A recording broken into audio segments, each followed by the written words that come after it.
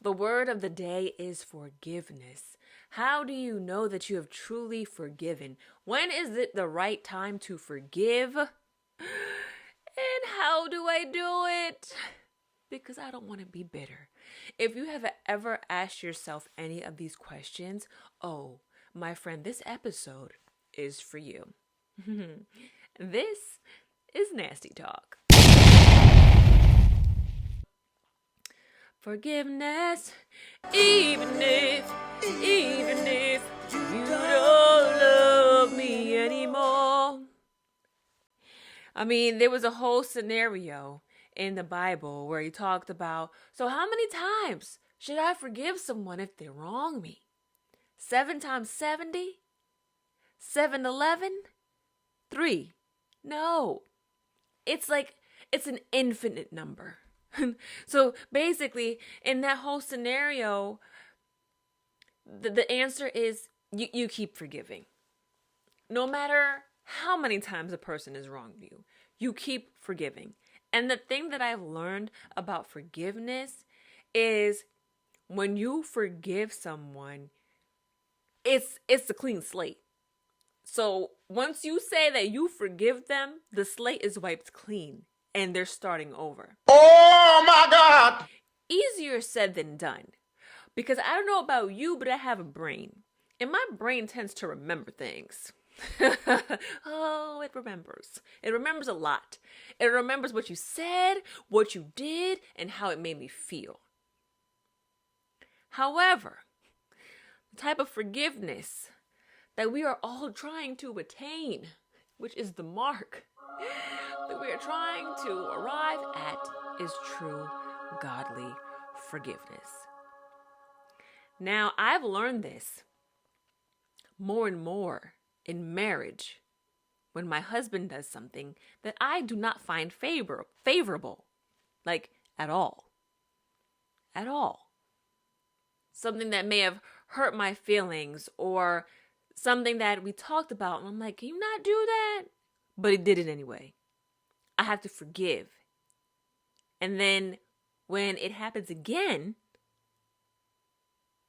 I cannot say, this is just like last time when I told you and you did that and I said what? Because we're going to keep going back and forth. And we're going to get nowhere. That's not true forgiveness. Lord, help the people. Because I can forgive my husband. I can forgive my parents. One thing that I have a low tolerance for are people who do me dirty. Now listen here. I forgive them. Wisdom, for me, says we're not going to be that close. I'm not doing that. Bye. Because it hurt. And I don't want to go through that again.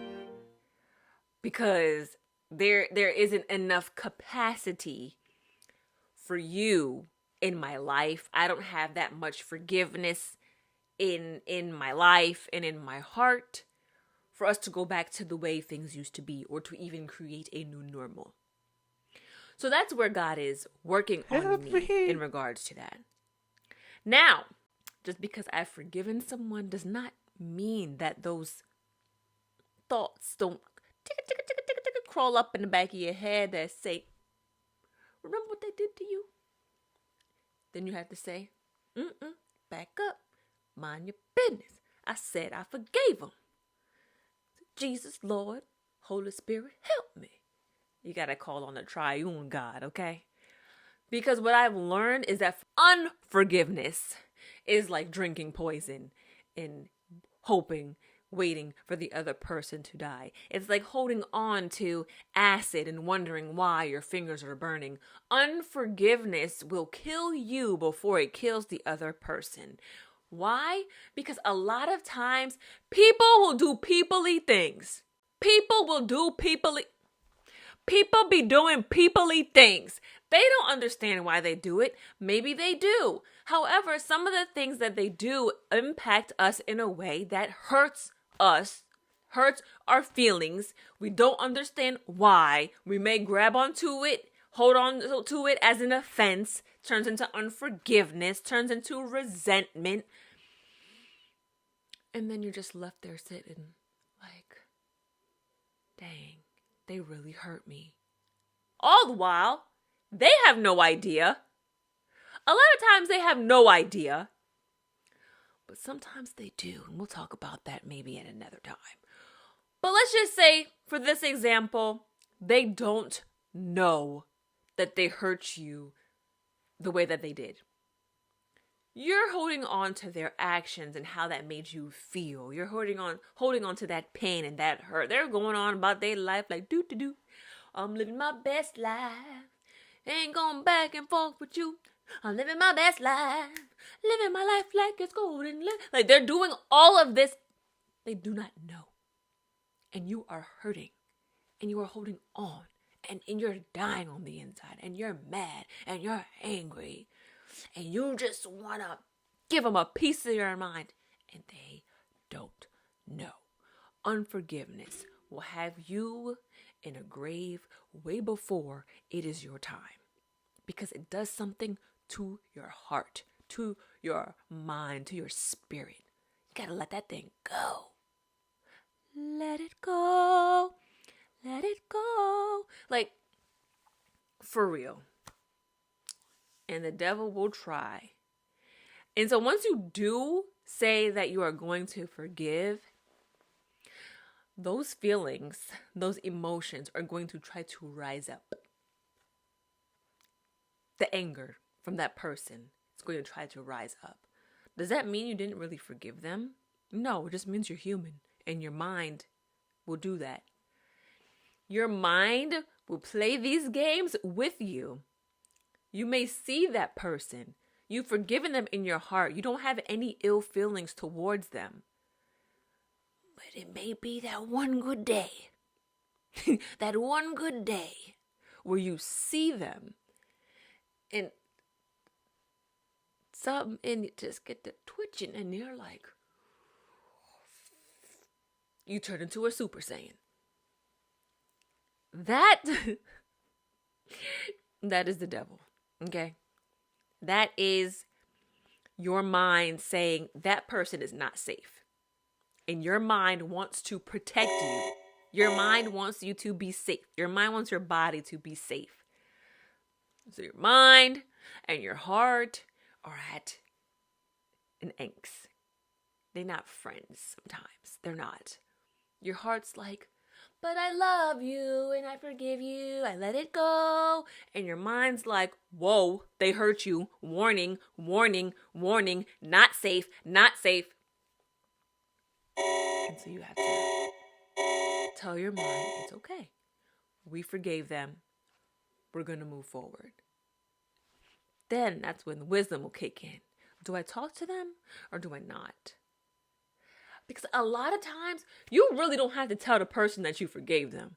I don't know who came up with this thing where you have to have a meeting and sit down and say, I forgive you for what you've done to me. Maybe people feel that in their heart of hearts, in their heart of hearts, that they have to do that. I don't. Unless the Lord himself tells me to tell that to that person, I really feel like there's no need to.